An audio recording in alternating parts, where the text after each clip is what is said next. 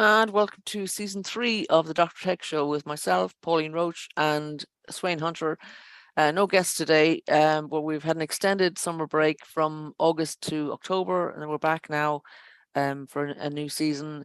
And we're talking about digital topics, including the world of online communications and digital inclusion, in a show which was the brainchild, of course, as you remember, of the digital storyteller, the late and great, much missed John Popham. So I think we'll stick to the usual format, Sweyn, and say, how is the weather? How's the weather where you are? Where are you? Well, I'm in Kirkwall in Orkney as usual, and the weather is grey. It's not raining, and it's ridiculously warm, just like everywhere else. Amazing. And here in Birmingham, it's grey as well. I've been out this morning at my personal trainer. Would you believe I've got a personal trainer now? I mean, what can I say? But it was an 8 o'clock start because I'm traveling this week, so I'm not able to do, and I'm seeing my goddaughter in a performance tomorrow, so I had to change our usual schedule. So yeah, it was out early and it was kind of coolish, but I had to put on an extra layer when I got home after the workout. So I'm glad to be home and in the warm again, and yes, indeed, and back presenting the show. So yeah, we had several months off, unexpectedly longer than we had planned, but we needed the time off to get various things done. So Sweyn, what have you been doing in the period since we last met? Well, the main thing that I've done is I've registered myself on a course at the Heriot-Watt University, which I'm able to do because it has a campus here in Orkney, on renewable energy development. So I've been busy doing lectures and coursework and so on, as well as my normal work that I do day to day, and it's been really exciting. Yes, I'm the oldest student by far on the course. Everyone else ranges from about 22 to about maybe 30, and I'm a good bit older than that. In fact, I'm trying to find a tactful way of finding out whether or not I'm older than any of the staff as well. I know that I'm older than some of them, and others are touch and go. So what kind of things are you covering? Well, I'm only doing half of the course, so I'm doing 2 kind of modules this term. One on the economics of renewable energy, which is kind of, economics 101, but applied to the different energy markets and generation technologies. And the other one is quite an exciting course called Transition Engineering, which is a new area of engineering that is focusing on not on increasing the amount of renewable energy that's generated, but on reducing the amount of oil and gas that is used. And that's a sort of subtly different thing. But a lot of what you see in terms of COP27 or general sustainable development goals and so on, it's all about increasing the amount of renewable energy. But if you have a look at it carefully, you'll see that actually what we need to do is we need to downshift, as we say, the use of fossil fuels right down to maybe about 20% of what we're currently using. Right. And to do that, we're going to have to reduce the demand for energy quite significantly and do things differently. So that's right. The course is really applying those kinds of concepts and ways of thinking in a structured engineering approach aimed at people who are working on projects rather than aimed at the public or politicians or anything like that. It's just to try and change the way that engineers just do this kind of stuff. So that's quite interesting as well. It sounds brilliant. I mean, I'm kind of tangentially linked to a project here in Birmingham called Retrofit, where we like Retrofit. Yes, yeah. They're trying to retrofit 300 homes, some of which are in an area near where I live in Boston Heath. And so, as they no doubt say in that the cheapest energy is the energy that you don't use because your house is properly insulated and set up to use less energy. Yeah. So that's great. That's one of the kind of how should I say, one of the kind of sadly neglected areas of the climate change and the climate work Mm, is just the very, well, in some ways, quite boring work of insulating houses and mm, buildings. mm. And we really need to spend an awful lot more effort on doing that at a much faster scale than we're doing.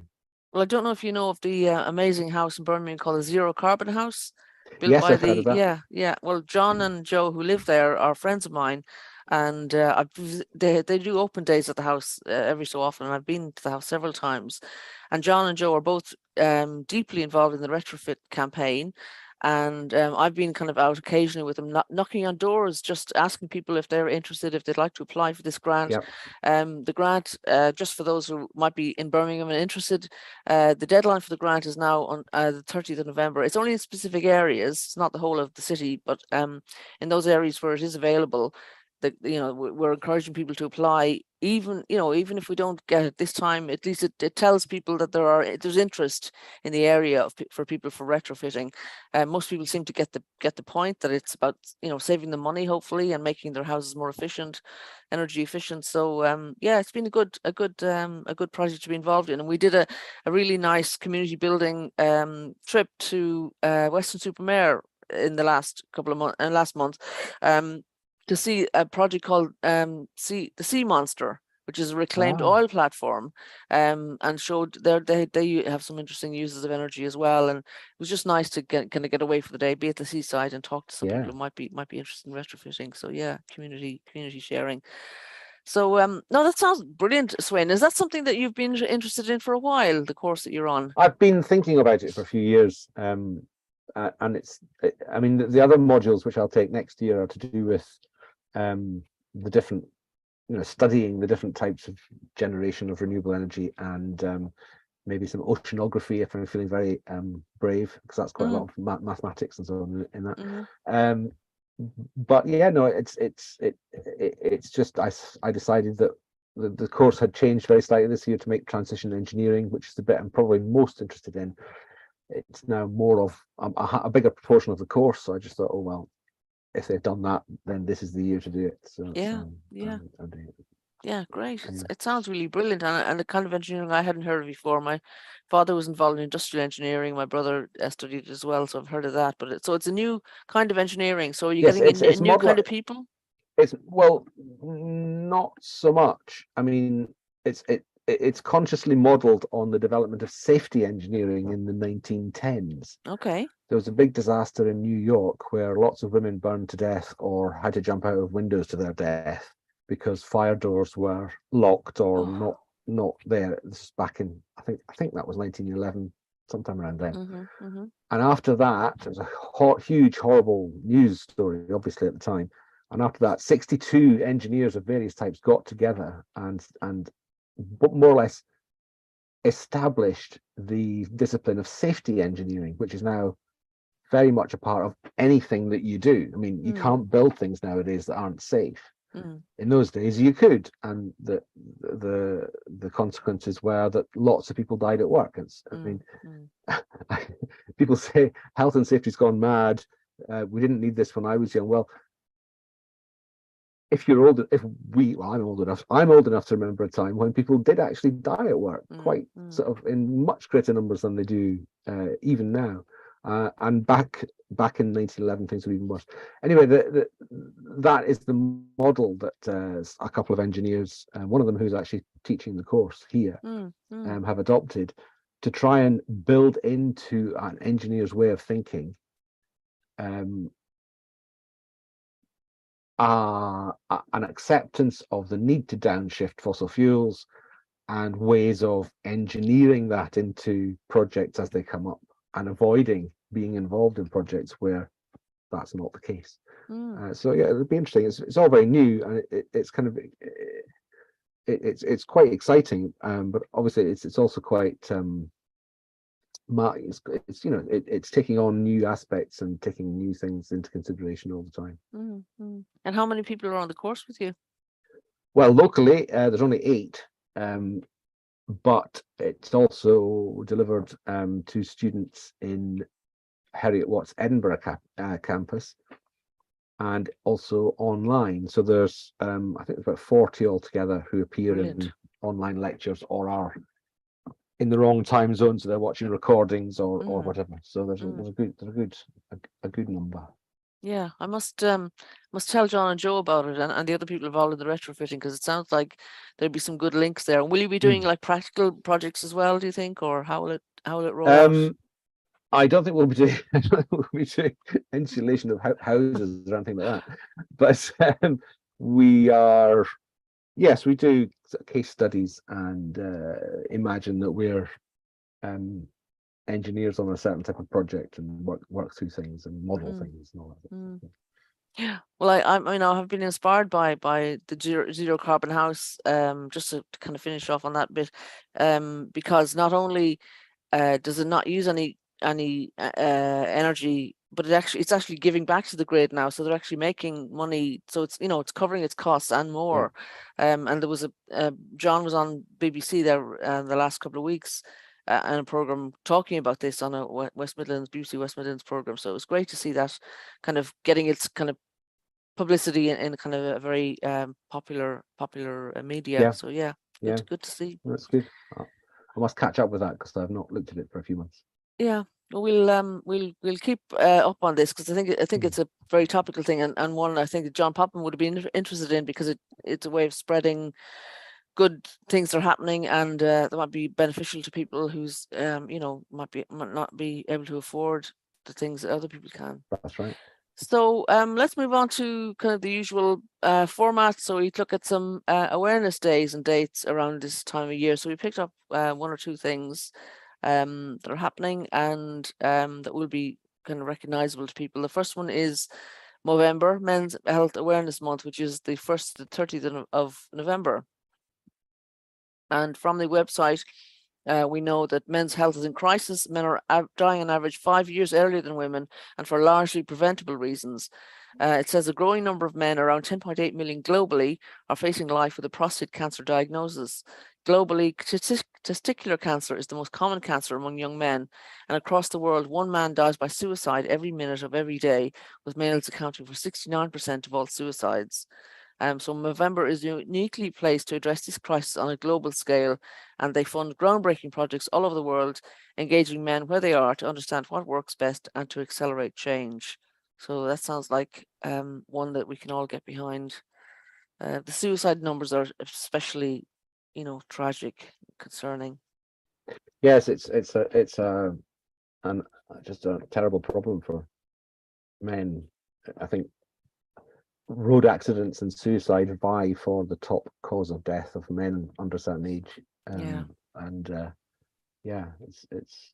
It's good to see this annual kind of focus on those things. Yeah, and women get involved as well. I've never done Movember. Fundraising. I've always been bearded, so I don't the shaving it all off to start with, which you have to do. Maybe one year I'll do it. Yeah, my brother has done it. We're not sure. The jury's out, I think, on whether it suits him or not. But whether it was a good idea. I think both brothers have done it actually. Yeah. Right. That's good. Yeah. So we'll see how they get on this year. And speaking of my brothers who are Irish, Science Week Ireland is also on at this time, from the 13th to the 20th of November. And this is a week-long event in Ireland each November, celebrating science in our everyday lives. And the week includes a wide variety of events involving industry, colleges, schools, libraries, teachers, researchers, and students throughout Ireland, and has a number of regional festivals offering a range of opportunities for the public to engage with STEM across Ireland. So I'm actually going to Ireland on Wednesday, so I might pick up a few bits and pieces that are going on there. But it's always been a great source of pride to me that science has been so prominent in Ireland, and young people get involved and they do amazing things. The things they discover. My family's always been interested in science and technology, so it's good to see the new things that are coming out of that. And on to an event that's happening starting tomorrow, AbilityNet TechShare Pro, which is Europe's largest gathering of accessibility and disability inclusion professionals and their allies. It's 3 days of engaging interactive sessions with keynotes, workshops, and discussion forums. So I don't know if you've got it on the screen now, Sweyn. You have. If you scroll down on that page, it gives the schedule for the at least the first day anyway. I think if you go down again, if you're able, yeah.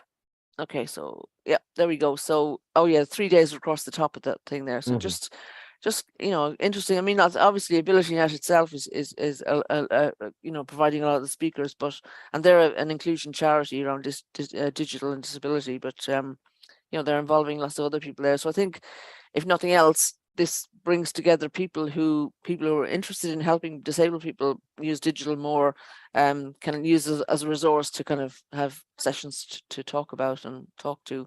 I think you can still sign up for it. I've signed up for the online session. I won't be around for all of it, but I can hopefully catch up on some of the things later in the week or next week when I'm back at work. So yeah, there was some prizes, but some free sessions as well. So good to know that's happening. Okie doke. So as I said, we don't have any guests today. But so a large part of what the rest of the program is going to be about is kind of what I did in my summer holidays, like one of those school essays you did when you come back from summer holidays. But I actually thought I hadn't done very much being off, but when I looked at my diary, I discovered I had done a few more things than I had. Well, following you realized on Facebook and other social media, I kept seeing you popping off to this event and that event and this day and running this project and all this. And thinking, oh, this Pauline's very busy all this time. And I mean, I'm more or less done what I did in my holidays with the course that I've signed up for. That's taken quite a lot of time. But I'll maybe speak a bit about the Orkney Science Festival as well once we've been through some of your stuff here. That'd be great. Yeah, so whenever it fits in, that'd be great. So we took our first month off in August, and as many of you know, I now work for Northfield Community Partnership, and the partnership does an annual engagement event. It's a beach, two urban beaches they call them now, where they kind of have a big lot of sand in a park. The first one was in Kings Norton, and the second one, the first one was in Northfield, and the second one was in Kings Norton. The Northfield one was actually the 10th beach that we've had, and it was on Victoria Common. So we had a huge area. If you know South Birmingham and that area, there's a huge area, a huge big park where we could spread out and do all kinds of activities. And on screen now, Sweyn has the leaflets from the website of the two beaches. Kings Norton was a smaller beach, and I was back from holidays, my annual summer holidays then, so I was able to take part in that. But there was kind of sports activities. The sand is always a huge draw, especially for the children. Some activities for kind of teenagers. We had a tent with those video games, retro games that were very popular. Air hockey, for example, still popular with lots of people. We had food that was available, provided by the HAF funding. And food was available, provided for all the children who attended for free. There were cookery school. There were entertainment, people, coming on and singing and performing around the area, which was great, very entertaining as well. So it was all in all a really great 4 or 5 days of entertainment for young people and families in the area, lots of whom don't get a chance to get away in the summertime. So I think Northfield Community Partnership has really provided a service that's greatly appreciated by local people. I think we had over 20,000 people attending over the two sessions, or one of the sessions, two of them, the two kind of different beaches. Certainly the numbers just kept coming every day, and the weather was fantastic. We were really lucky. The Northfield one, we had a big tent, and people were kind of going in there. Occasionally there was a bit of rain. It's Britain, you do get a bit of rain, but on the whole it was sunny and warm, and people really enjoyed the chance to be outdoors relaxing and that's a great idea. in a safe environment. Yeah, it was great. So the next one I had on my list was Interrailing for the older crowd, and you may notice the map behind me. It's kind of map of the world really, but I am actually going to be interrailing next year for a month, and so I've joined a Facebook group called Interrailing for the Older Crowd, which somebody has set up, and we did a Zoom call in August where a number of people who wanted to talk about what they were doing got together. Like, this is kind of really, Sweyn, harking back to the early days of this show, where John was talking about people who got online for the first time, you know, encouraging people to kind of talk about that. Well, this was genuinely a group who, some of whom, you know, wouldn't have been online very much, and so being on a Zoom call was new for some of them, but also the a lot of them had got the discounted Interrail tickets that Interrail were selling to celebrate their 50th anniversary, one of which I got as well, and they were had taken advantage of that, but because they had bought a discounted ticket, it's only available on as a download, digitally. Ah, right. Okay. So you don't So get they a have paper to have a ticket. phone. No paper ticket, Uh-huh. not like the old days. So there was some bemoaning of that, but I mean, on the whole, because you're getting 50% off, I think you couldn't complain too much. But some people are having to get used to using a smartphone, talking about which apps Yeah. to use, Yeah. which train services, which train lines provide the better So information. is it like in the olden days? I mean, I went into railing, I think, in 1984, and it very much was a paper ticket then.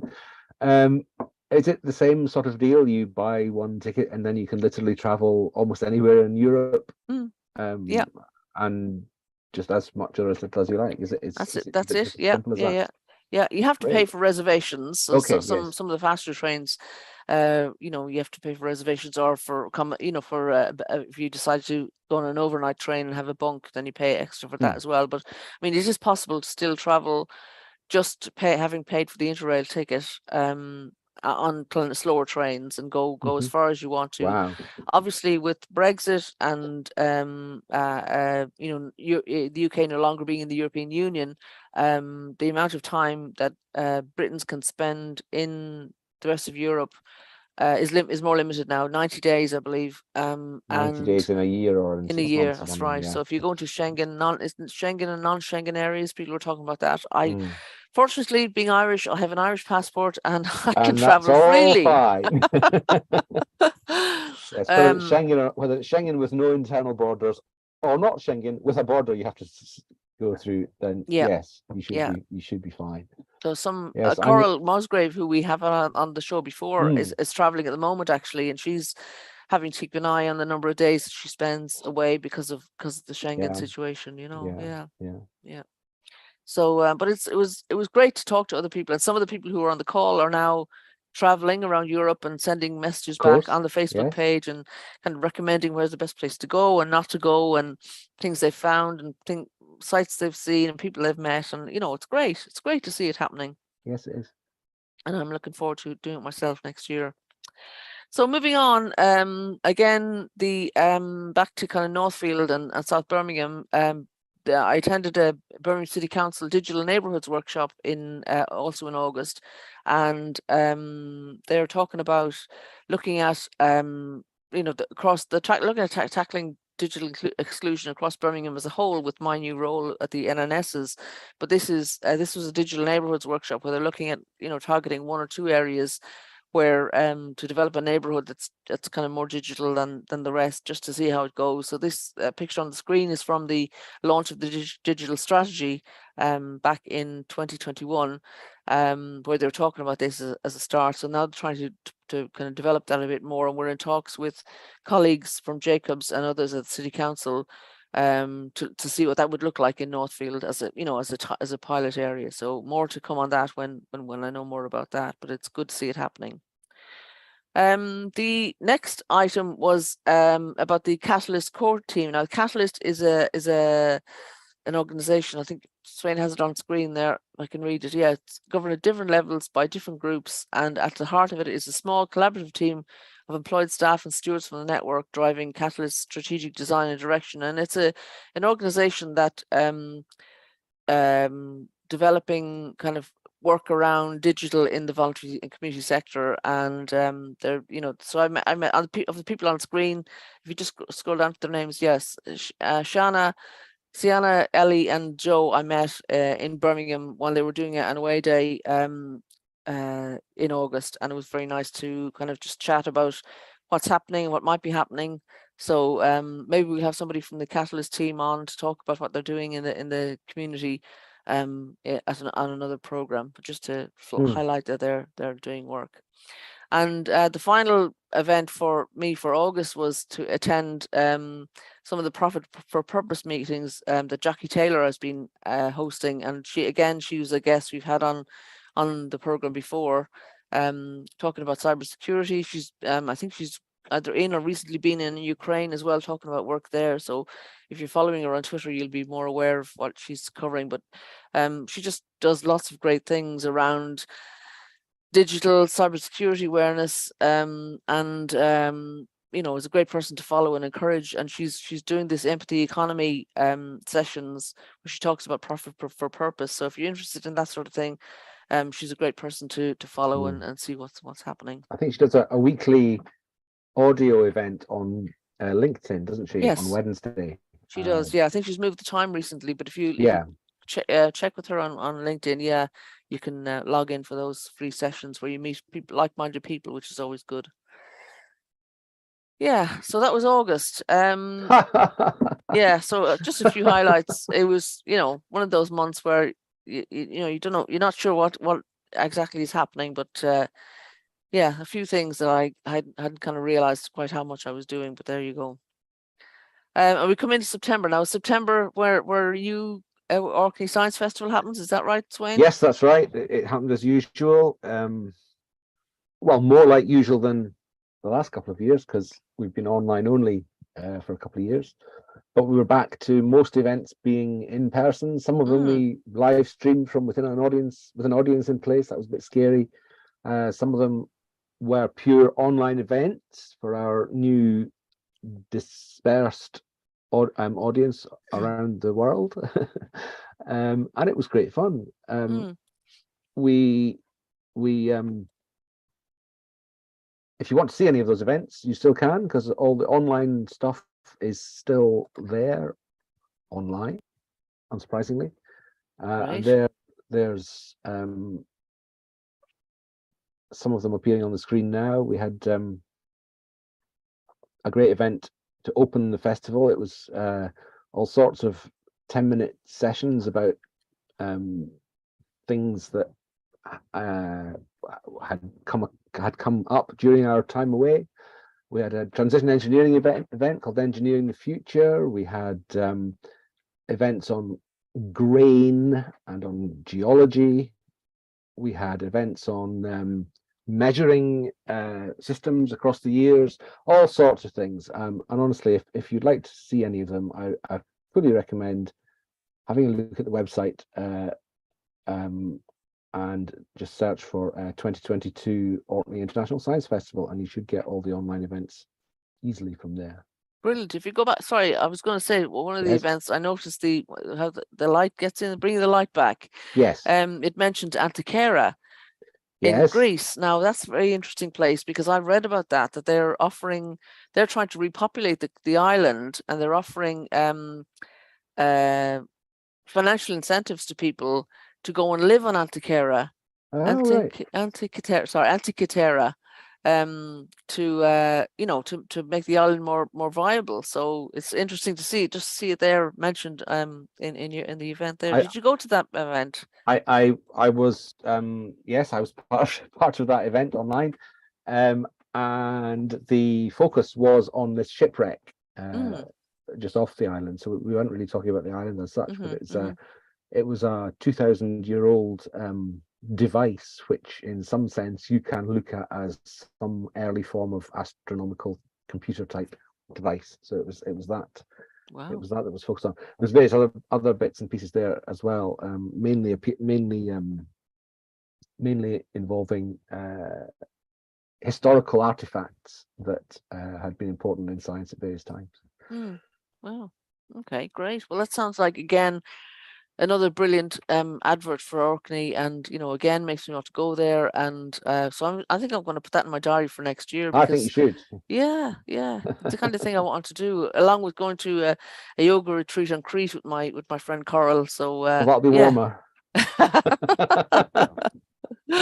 Well, just and the website makes it look so appealing.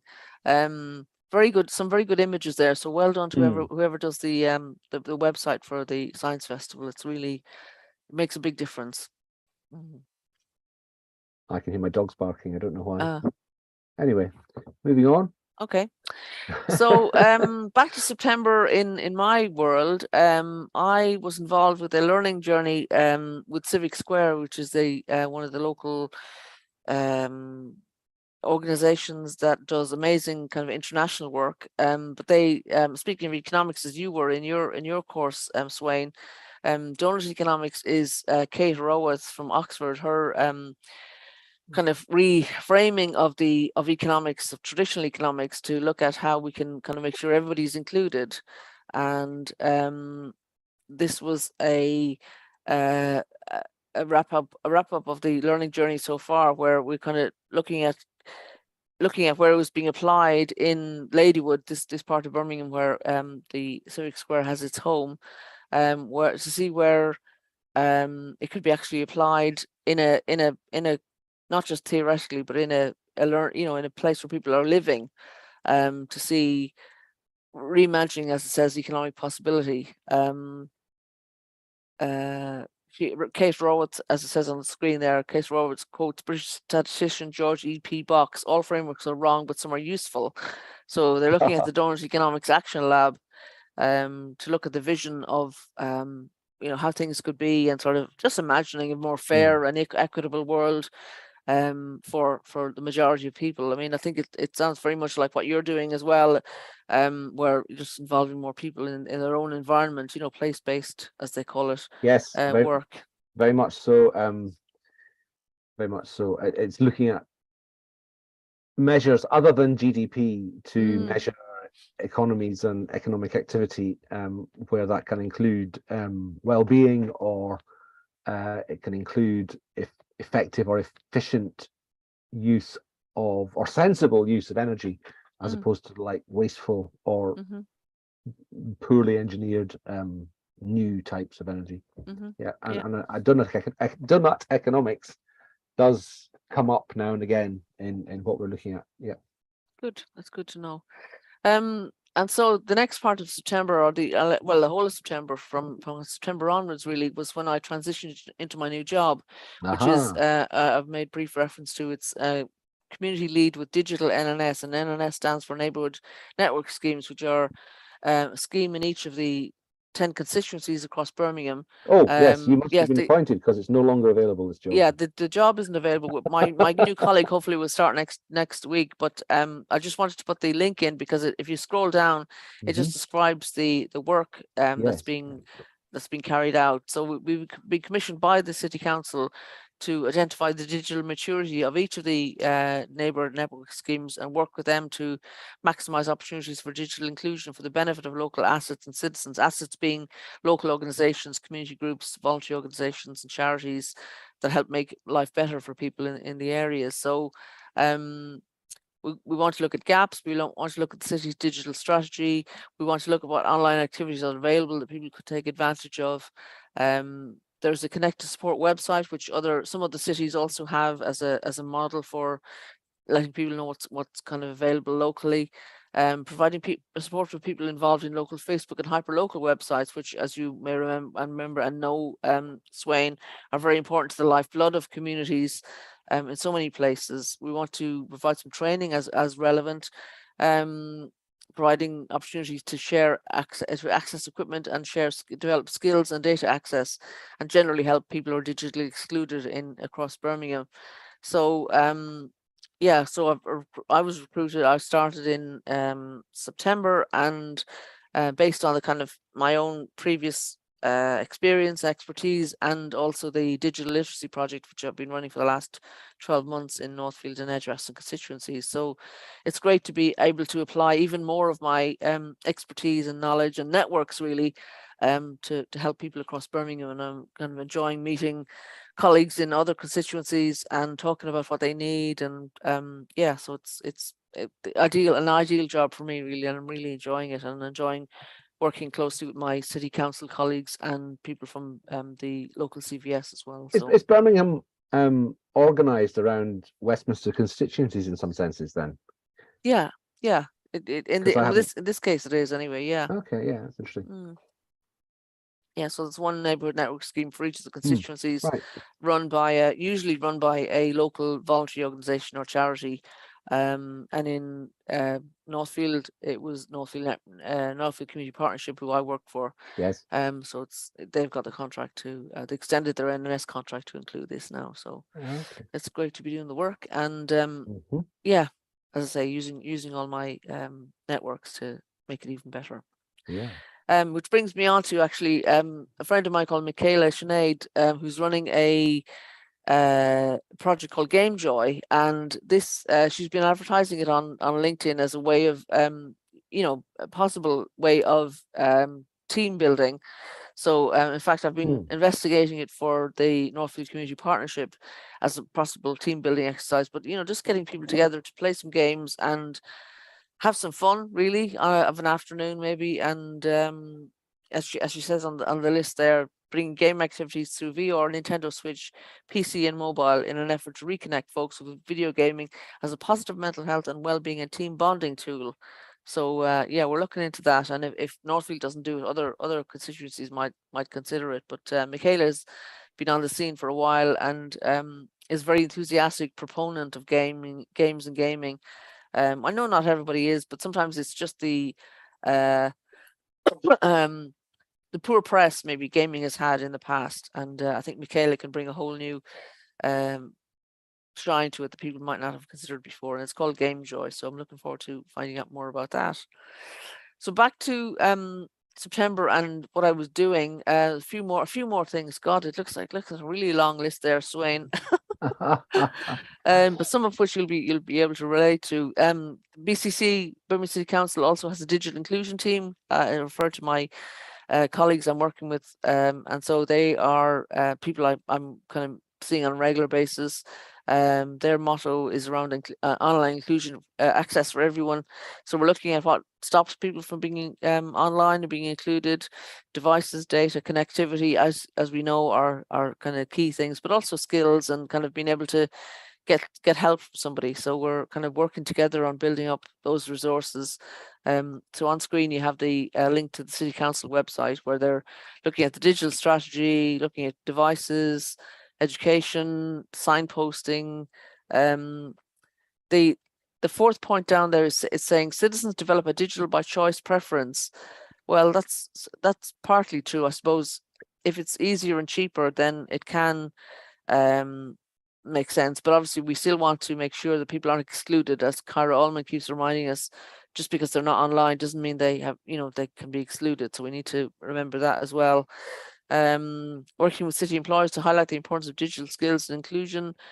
So looking like with the Digital Unite, Digital Champions program, and others, hoping to help people help other people as well. So it's great to have that going on. So they are City Council has been distributing digital devices. As it says there, further 2,200 council devices have been identified and expected to be freed up within the next few months. So it's great to know that these are coming on stream and will be available to people, and I'm kind of following up some of those. And they're saying at the bottom of that article there, up to 5,000 devices should be recycled over the next 2 years, which is a decent number of devices getting out to people in the community and individuals. So it's great to see the council leading on that and making it happen. It's a for great people. project. Yes, great. Yeah. So we mentioned data just in that last item, and one of the sessions I went to in September was around an introduction to Grantnav for charities. Now, Grantnav is something I'm very familiar with because I have known about it for some years, but others may not. It's a platform where funders share their data about what they funded, and some of it goes back to like 10 years. Goes back 10 years. So kind of people who are interested in what a funder might fund can search on it to see what they have funded in the past. They can find other possible charities to do partnerships with. They can look at trends, and I'm hoping that more funders, because I'm also linked to the funders network in the West Midlands, will share their data on it kind of going forward to make sure that people have a better kind of picture of what's going on there. But they Grantnav do these introductions on a regular basis. So I made that one, and I think there's probably another one coming up at some stage. I don't know if there's any dates on the screen, but if you look online, oh, there we are. So it is one that's coming up actually, 23rd of November. Yeah. So it's a a short introduction to using Grantnav. They've developed tools since they started to kind of help people use who aren't familiar with data manipulation to use data more easily. So yeah, they've made it more accessible than it would have been in the early days, and so I can highly recommend that. Another thing I attended in September was the Digital Inclusion Poverty and Research Conference, and this was the first of its kind, I think, looking at the kind of across the piece where digital inclusion poverty was recognized as a thing, and showing people what some of the solutions might be. Our friend Cara Ullman again was kind of speaking at that. So there was lots of different sessions, and it wasn't just the UK. It was there was speakers from other countries as well. Hungary was one of them. China, I think, as well was featured. So if you just scroll down there, Sweyn, you can give people a view of the kind of topics that were included. Yeah, some Chinese colleagues there mentioned, and Kat Dixon actually has been doing a data poverty lab and did some great work, including the she's done a grid like a periodic table of elements of different uses of the internet, and that's very helpful for people looking at the different kind of things you can do on the internet. But scrolling down again, there were other sessions from Digital Inclusion Service in Wales, developing a minimum digital living standard, evaluating the provision of distributed technology to adults with lived experience of modern slavery. So all kinds of imaginative sessions looking at, the different aspects of digital inclusion and poverty, transformation in Northwest rural England, coastal England, then gender and digital inequalities was looked at, digital equity for women's economic agency. So all kinds of, interesting sessions with students and practitioners comparing the different things that we're doing, and what I can highly recommend. So there are abstracts given from many of the sessions, so you can go back to them and check what they were doing. But I found it really useful. Yeah, that was one. Was that Australia? That one, yeah, Australian census. So just making you think about what aspects of digital inclusion you might not even have thought of yet. So I found Sounds it like really a great day. fascinating. Very, Yeah, very full program there. Yes, absolutely. Okay, so what else did I do I'm just trying to make sure I have you on the screen as well as what I'm talking about, Sweyn. Yeah, a couple more data events. Data and the cost of living crisis and data for action were two data linked events that I attended.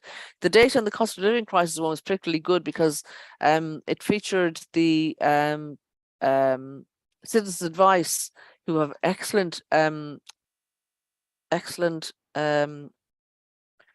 presentation of data that they make publicly available to people. What do they call them? Dashboards. A dashboard to do with kind of different aspects of poverty, and it was just amazing to see it because when it's represented on the screen like that in pictorially, yeah, it's just it just brings it home to you what the crisis is like and what needs to happen really. So it's really helpful for charities who need to make the case for their citizens to funders and so on, and for funders themselves to see what they might need to be funding in the future. So yeah, there's that presentation there on screen now, but as usual, we'll put all the links in on the YouTube after the show, so people can look at these things for themselves. But highly recommend I've that noticed one. that the citizens advice have been popping up quite a bit on the radio and on the TV, just outlining what's coming down the road in terms of cost of living and other stuff, and what they are able to do to kind of help people as those price increases and other horrible things come along. Yeah. So it's good to be aware of that and to know that the data is out there, and it just gives you better platform for making arguments when you're looking for resources for people. So the last two events in September were Digital Skills for Charities, which is an annual report on how charities are kind of increasing and improving their digital skills. Obviously, during COVID, a lot of things changed, and I'm hopeful that some of that momentum has kept going. This was certainly a very useful presentation of the report done by Zoe MR and Nissa Ramsey. I think Zoe wasn't able to be there on the day she was ill, but Nissa was there and answering questions about the report. It's as it says, the annual barometer of digital skills, attitudes, and support needs across the sector. And so it helps, to kind of have those figures to see what's needed around digital. The figures there say 82% of charities see digital as more of a priority as a result of the pandemic. 58% of charities want a clear vision of what digital could help them achieve from CEOs and boards, and 41% of charities view themselves as poor at understanding their users' needs. So very honest feedback about what's needed, and again, just great to have that research all together that people can use it to make arguments for services and resources that are needed. And finally, for September was Local Gov Camp. Again, one of those events where you meet a lot of your public sector colleagues, and this was in Birmingham. Again, run by Mikayla and his team. And Dave Briggs is now working for Birmingham City Council, Sweyn. So someone you're familiar with. Yes. And it was great to meet some old friends and make some new ones there. Yeah, it was. Good, yes. I don't have a slide share for that, but okay. I've missed one out clearly. There's so many, right. Pauline, so many. Yeah, I know. Well, it was nice. I think people really enjoyed being together again, and you could feel the enjoyment of each other in the room. And there was some very good exhibitions and presentations, and Nick and has done a great job again, and it was great. For me, obviously being so close in Birmingham to be able to go to that. Yeah. Okay, so and so the last month that I'm covering in my essay of what I did in the summer was October. And again, an annual event has become an annual event now, Birmingham Tech Week. And this is more really for private sector, I suppose, and academics than for voluntary organizations and non-profits. But I think there's a lot to be gained from learning from each other and seeing what the tech companies are doing. And I'm encouraging people to be critical of technology when it's not working for them. So kind of having access to the technologists who are involved in Birmingham Tech Week is handy for me, and I'm encouraging them to do more with nonprofits. They do have a digital skills day that was on the Thursday of Birmingham Tech Week, and I shadowed Claire Streets, who was the coordinator of that day from Birmingham Tech, the organization that coordinates it, and it was very great to see kind of behind the scenes what was going on and kind of all the organization that needed to be done. And at one stage I was seated beside Andy Street, the mayor of West Midlands, as he waited to give his presentation at Birmingham, the Digital Skills Day. And he's very enthusiastic about digital skills, and so are lots of people in the Combined Authority. There's a Digital Inclusion Coalition that I'm part of, which the Combined Authority convenes. So there is awareness of the needs, of what's needed across the region, and Birmingham Tech Week certainly contributes to that. And as I say, I hope next year we'll see even more presentations from community organisations and the voluntary sector. One really enjoyable part of the break for me was the chance to go to the UK and Ireland Tech for Good Organisers Network retreat, which was held in Manchester, organised by our colleague Nish. And they organised a really wonderful 2-day event where we got a chance to kind of sit down again face to face with each other and kind of talk about the things that are needed up and down the country, where people who kind of involved in technology and want to use technology for social good can share the practice they're doing, what's working well in the local area, what they might share with others, and the funding that we have for the network we can use to visit each other's projects as well. So I'm hoping to do some of that in the next few months. Yeah, it's important to get funding for that sort of thing, because it takes time, it takes money to get from one place to another. Yeah. So I think the farthest north we had somebody was from Middlesbrough. But I mean, I know there's good things happening in Scotland and Wales as well, so it's good to see. Happening too. And then moving on, kind of going back to what we talked about earlier, retrofit Balsall Heath. This is the project that's going on in Birmingham to encourage houses to householders and tenants, landlords and tenants, to make their houses more energy efficient. So it's they can apply to have work done on homes that could significantly reduce energy bills. The scheme is for older homes with poor energy rating and free for eligible owner occupiers. Private landlords need to pay 1/3 contribution, but in the scheme of things, I think that's well worth it. So as I say, there's door knocking going on. MEC is the local kind of community organization where people can go and get face-to-face help to fill in their application forms. The date for applications has now been extended. It says on 23rd November on the screen there, but actually it's now extended to 30th November. And as I say, we've been very successful in getting some kind of, in some places, nearly whole streets or kind of, rows of houses to sign up to apply for this. So hopefully we will see that happening early in the new year. Three last things, some of which I've referred to before. The LGBTQ community in Birmingham now has a Connected Communities project going, where people from those communities can again kind of get another reason to come together. I attended a launch event run by Marie Hughes from Birmingham LGBT in Birmingham in October. So it's an initiative to link with the neighbourhood network schemes that I've referred to, where groups can apply for funding and support of their activities. So this Connected Communities is for groups that are not geographically based. So currently focusing, as it says there, on the LGBTQ community, LGBTQ plus community, the deaf community, and the Gypsy Roma traveller community as well. So great to see those communities getting some resources and being encouraged to connect more than they are now. Two last items. I referred to Sea Monster at Weston-super-Mare. This was amazing.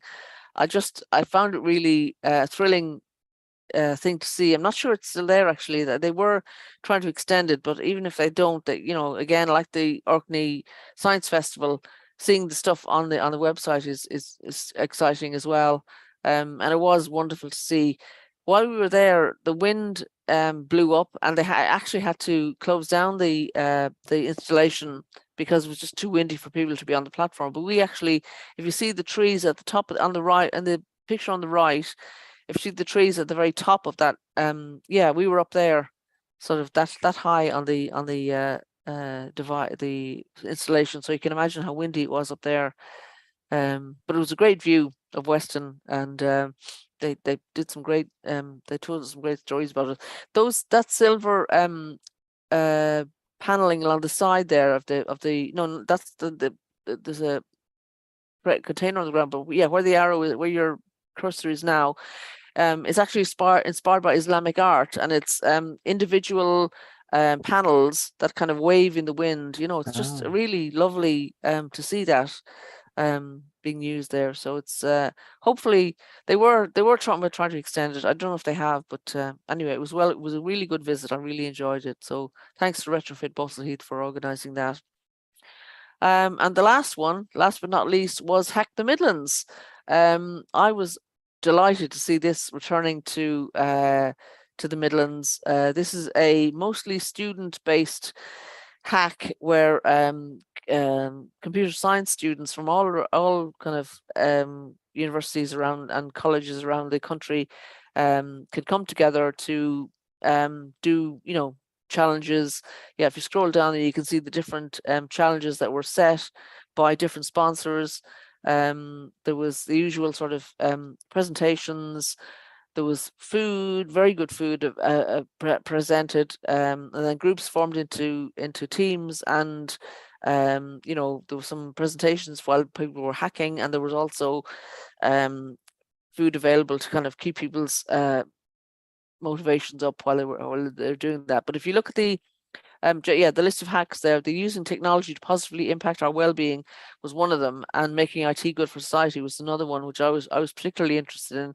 And when the session was on for team forming, I managed to get a few minutes to say to people that if they wanted to be in a team to work on kind of something for the social good, that they should and kind of in the future as well work with charities. They should approach a charity that they thought had a, you know, might need their help, and ask them what the problem was, rather than coming up with some shiny solution and then trying to find something to kind of fix after the fact. So that just encourage them to do the logical sequence to me, not, and you know what doesn't always happen with hacks. And in fact, one team did come to me later that day and say, okay, we really liked what you said.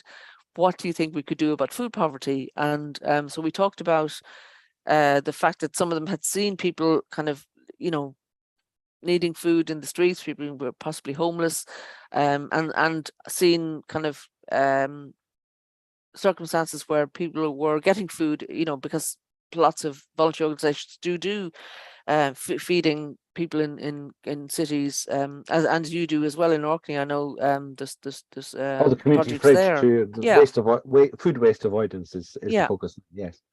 So similar kind of things where kind of food is given to people who need it Yes. or want it.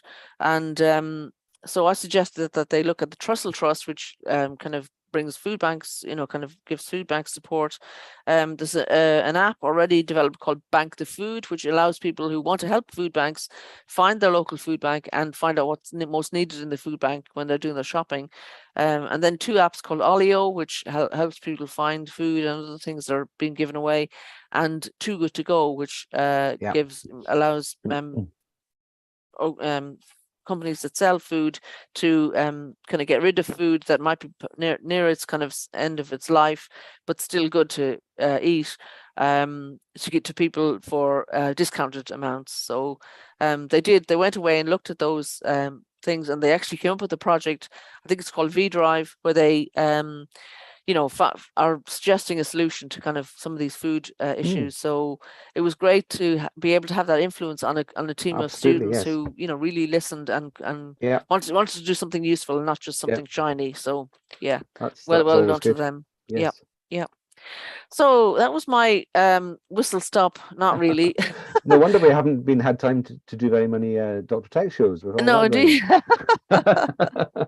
But I'm glad to be back on the Yes, show it's great and to be back. be able to kind of find more guests for the next shows and see what's going on and kind of share with people. I want to send kind of, as we come to the end of this week's show, send a shout out to our friend Ciara Allman, who started a new job with Manchester City Council.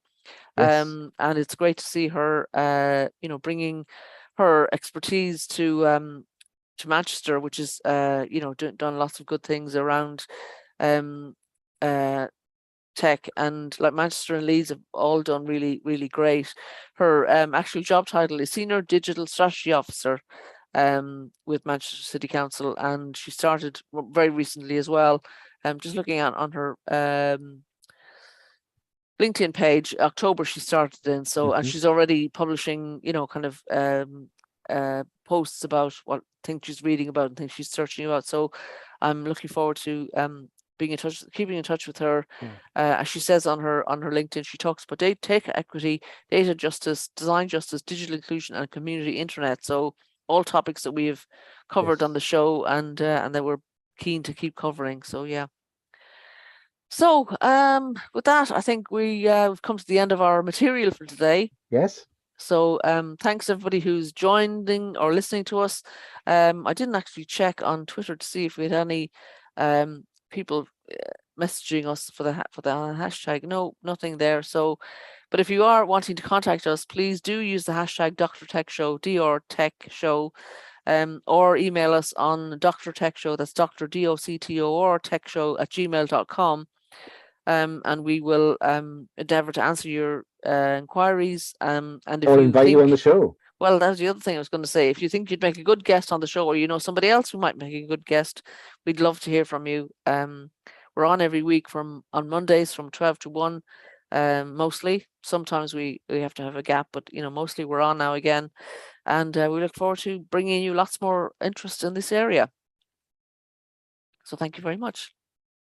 Have a great week. Bye. Bye.